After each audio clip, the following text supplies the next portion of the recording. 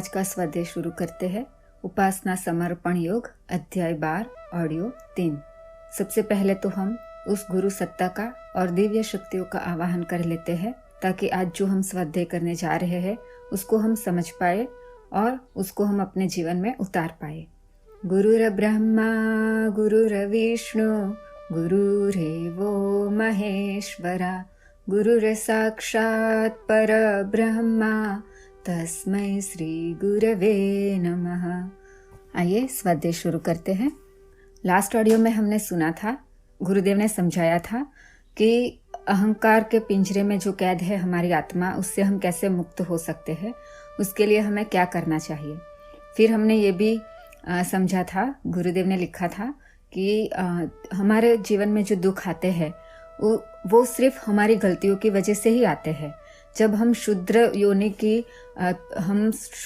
के बारे में सोचते हैं तो उन लोगों के पास ज्ञान नहीं होता है और उन लोगों के पास कोई नीति नियम नहीं होता है और उनको पता भी नहीं होता है, इसीलिए वो ऐसे ही शूद्र योनि का जीवन जीते हैं। लेकिन जब हम इतना ज्ञान होने के बावजूद, इतने नीति नियम हमें पता है, उसके बावजूद अगर हम उसका पालन नहीं करते हैं तब जाके हमारे जीवन में दुख आता है। आइए आगे देखते हैं गुरुदेव ने क्या लिखा है। ईश्वर उपासना मनुष्य का स्वाभाविक धर्म है। नदियां जब तक समुद्र में नहीं मिल जाती अस्थिर और बेचैन रहती है। मनुष्य की असीमता भी अपने आप को मनुष्य मान लेने की भावना से ढकी हुई है। उपासना विकास की प्रक्रिया है। संकुचित को सीमा रहित करना, स्वार्थ को छोड़कर परमार्थ की ओर अग्रसर होना, मैं और मेरा छुड़ाकर हम और हमारे की आदत डालना ही मनुष्य के आत्म तत्व की और विकास की परंपरा है। यह तभी संभव है जब सर्वशक्तिमान परमात्मा की सत्ता को स्वीकार कर ले, उसकी शरणागति की प्राप्ति हो जाए। मनुष्य रहते हुए मानवता की सीमा को भेद कर उसे देव स्वरूप में विकसित कर देना ईश्वर की शक्ति का कार्य है। उपासना का अर्थ परमात्मा से उस शक्ति को प्राप्त करना ही है।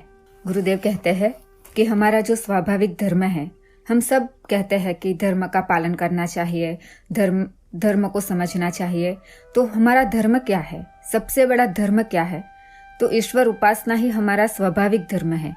सबके लिए एक ही धर्म बनाया गया है कि ईश्वर की उपासना करनी चाहिए। और यहाँ गुरुदेव एग्जाम्पल से समझाते हैं कि नदियां जब तक समुद्र में नहीं मिल जाती अस्थिर और बेचैन रहती है। तो नदियों का जो स्वाभाविक धर्म है कि उनको जाके समुद्र में मिलना है, तो जब तक वो जाकर समुद्र में नहीं मिल जाती तब तक वो अस्थिर और बेचैन रहती है। उसी तरह हमारा स्वाभाविक धर्म है अपने को परमात्मा में मिला देना। और जब तक हम वो नहीं कर लेते, जब तक हम परमात्मा में जाकर नहीं मिल जाते, हम भी बेचैन रहेंगे, अस्थिर रहेंगे, कहीं भी हमें चैन नहीं मिलेगा। कितने भी चीज इकट्ठा कर ले, कितने भी पैसे कमा ले, कितने कपड़ों के कपबोर्ड भर ले, कितना जो हमें पसंद है कितना भी इकट्ठा कर ले, लेकिन हमें शांति नहीं मिलेगी। क्यों? क्योंकि हमारा स्वाभाविक धर्म है कि जब तक हम जाके परमात्मा से नहीं मिल जाते, हमारे जीवन की बेचैनी या हमारे जीवन की अस्थिरता से हमें मुक्ति नहीं मिलेगी। आगे पढ़ते हैं। गुरुदेव कहते हैं कि मैं और मेरा छुड़ाकर हम और हमारे की आदत डालना ही मनुष्य के आत्म तत्व की और विकास की परंपरा है। यहीं आगे भी गुरुदेव ने बोला है कि हमें हमारे अहंकार से, मैं से, अहंकार का मतलब मैं, जब तक हम मैं करते रहेंगे, ये मेरा है, ये मैंने किया है, मैं इतना पैसा कमाता हूँ, मेरे पास इतनी गाड़ियां है, मेरे पास इतने पैसे हैं, और जब तक हम मैं करते रहते हैं ना, तब तक हम अहंकार से मुक्त नहीं हो पाते हैं। तो गुरुदेव यही समझाना चाहते हैं कि मैं नहीं, हम जो भी है, जब हम हमारी बातों में भी हम हर बार मैं करते रहते हैं, है ना। तो जब हमारी बातों में भी मैं से निकलकर जब हम का यूज करने लग जाएंगे ना, तब हमें लगता है हम अकेले नहीं है, सब हमारे साथ है। तो तभी हम एक कदम आगे बढ़ पाएंगे। गुरुदेव कहते हैं उपासना का अर्थ परमात्मा से उस शक्ति को प्राप्त करना ही है। उपासना इसीलिए करनी है कि हमें वो शक्ति मिल जाए, वो समझ मिल जाए कि हम अपने अहंकार से मुक्त हो जाए, अपने मैंपन से मुक्त हो जाए, और जो गुरुदेव समझाना चाहते हैं, जो दिव्य शक्तियां हमें समझाना चाहती है, उसको समझ पाए। तो उसको समझने के लिए और वो शक्ति पाने के लिए ही हमें उपासना करनी होती है। आइए देखते हैं आज आगे गुरुदेव क्या लिखते हैं। जानबूझकर या अकारण परमात्मा कभी किसी को दंड नहीं देता। प्रकृति की स्वच्छंद प्रगत प्रवृत्ति में ही सबका हित नियंत्रित है। जो इस प्राकृतिक नियम से टकराता है वह बार बार दुख भोगता है और तब तक चैन नहीं पाता जब तक वापस लौटकर फिर उस सही मार्ग पर नहीं चलने लगता है। भगवान भक्त की भावनाओं का फल तो देते हैं, किंतु उनका विधान सभी संसार के लिए एक जैसा ही है। भावनाशील व्यक्ति भी जब तक अपने पाप की सीमाएं नहीं पार कर लेता तब तक अटूट विश्वास, दृढ़ निश्चय रखते हुए भी उन्हें प्राप्त नहीं कर पाता। अपने से विमुख प्राणियों को भी वह दुख दंड नहीं देता। दुख दंड देने की शक्ति तो उसके विधान में है ही है। मनुष्य का विधान तो देश, काल और परिस्थितियों वश बदलता भी रहता है, किंतु उसका विधान सदैव एक जैसा ही है। भावनाशील व्यक्ति भी उसकी चाहे कितनी ही उपासना करे, सांसारिक कर्तव्यों की अवहेलना कर या देवी विधान या उल्लंघन कर कभी सुखी नहीं रह सकता।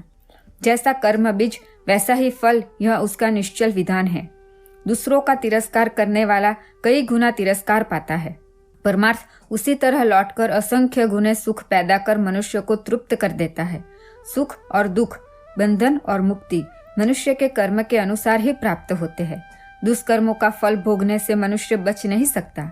इस विधान में कहीं राई रत्ती भर भी गुंजाइश नहीं है। गुरुदेव कहते हैं कि कभी भी कोई भी कर्म अगर हमने कर लिया, अच्छा या बुरा, उसका कर्मफल तो भोगना ही पड़ेगा। उसके उदाहरण के लिए वो कई बार समझाते हैं कि जब भगवान ने राम रूप लिया था और धरती पे आए थे तो उनको भी उनका कर्म भोगना पड़ा था। भगवान होते हुए भी वो अपने कर्मों से बच नहीं पाए थे। उसी तरह कृष्ण भी जब धरती पे आए थे तो उन्होंने भी अपने सारे कर्मों का भोग भोगा था। भगवान होते हुए भी उन्होंने ऐसा नहीं सोचा था कि अच्छा मैं तो भगवान हूँ, मेरे पास इतनी सारी शक्तियां हैं तो चल मैं अपना इतना कर्म को ऐसे ही निकाल देता हूँ, क्या फर्क पड़ेगा।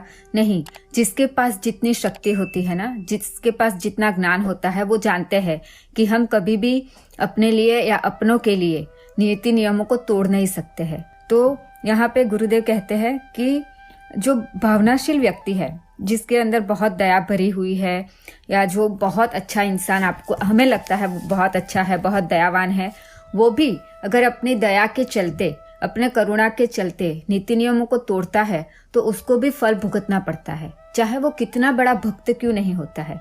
तो इसका एक ही मतलब गुरुदेव समझाना चाहते हैं कि हम कितने भी बड़े भक्त हो जाए, कितने भी बड़े ज्ञानी हो जाए, लेकिन उन्होंने जो नीति नियम बनाए हैं, अगर उससे विमुख एक भी कार्य हो गया हमसे तो हमें भी उसकी सजा मिलेगी ही मिलेगी।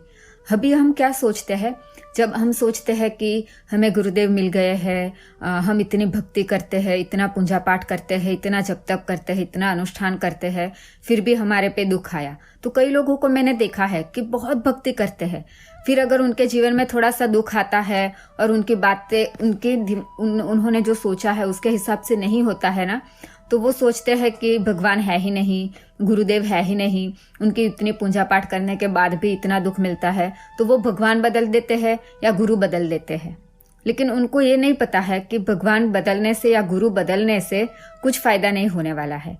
क्यों? क्योंकि जो नीति नियम बनाए हैं उस परमात्मा ने, अगर उसका हम उल्लंघन करेंगे तो उनको सजा तो देनी ही है। कई बार मुझे भी नहीं समझ में आता था इस बात को कि ऐसा कैसे हो सकता है, ऐसे क्यों हो सकता है। अगर भगवान काट नहीं सकते, हमारे दुख को कम नहीं कर सकते या पाप को काट नहीं सकते, तो फिर पूजा पाठ करने की जरूरत ही क्या है।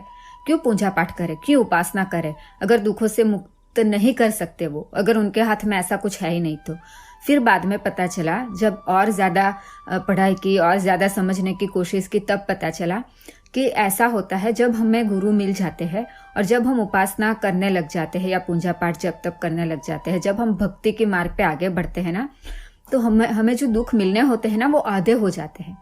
उसको संपूर्ण नहीं काट सकते, उसको संपूर्ण जला नहीं सकते, क्योंकि वो हमारे प्रारब्ध होते हैं। लेकिन गुरुदेव उस हमारे कर्म को आधा कर लेते हैं, आधा वो खुद भोग लेते हैं और आधा हमारे लिए छोड़ देते हैं, ताकि हम उससे कुछ सीख सके और आगे हमें एक सीख मिल जाए कि हमें सारे नीति नियमों का पालन करना ही चाहिए और कभी भी गलत काम करने नहीं चाहिए, गलत सोचना नहीं चाहिए। चलिए आगे देखते हैं गुरुदेव क्या लिखते हैं। अशुभ कर्मों का संपादन और देह का जड़ अभिमान ही मनुष्य को छोटा बनाए हुए है। शुभ अशुभ कर्मों के फल स्वरूप सुख दुख का भोक्ता न होने पर भी आत्मा मोहवश होकर दुख भोगती है। मैं देह हूँ, मुझे सारे अधिकार मिलने ही चाहिए, यह मान लेने से जीव स्वयं कर्ता भोक्ता बन जाता है और इसी कारण वह जीव कहलाता है। जब तक वह इतनी सी सीमा में रहता है तब तक उसकी शक्ति भी उतनी ही तुच्छ और संकुचित बनी रहती है। जब वह इस भ्रम रूप देहाव्यास का परित्याग कर देता है तो वह शिव स्वरूप ईश्वर स्वरूप हो जाता है। उसकी शक्तियां विस्तीर्ण हो जाती है और वह अपने आप को अनंत शक्तिशाली अनंत आनंद में लीन हुआ अनुभव करने लगता है। आज के लिए इतना ही। आज यहाँ पे समाप्त करते हैं। सभी को प्रणाम। हमारे YouTube चैनल को सब्सक्राइब करें और बेल आइकन को दबाकर ऑल पर क्लिक करें ताकि नोटिफिकेशंस आपको मिलती रहें।